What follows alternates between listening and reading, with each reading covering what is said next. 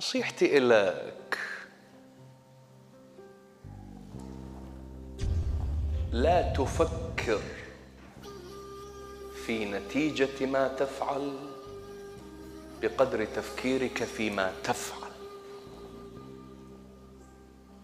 الله، ركز فيما تفعل، اترك النتيجة لله عز وجل، فإن الله موجود.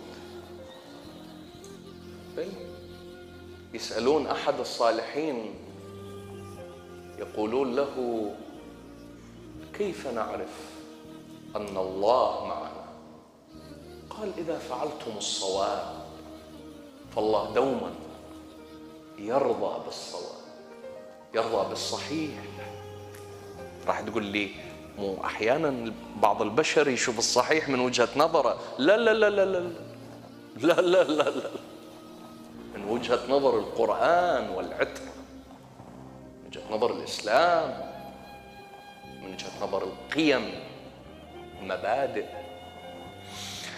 نصيحتي إلك لا تفكر بنتيجة ما تفعل، لأنك إن فكرت بنتيجة ما تفعل ستقلق، وإن قلقت فلن تستطيع أن تفعل. تريد تنجح في المدرسة؟ فكر في دراستك، لا تفكر في شهادتك. تريد أن تعمل؟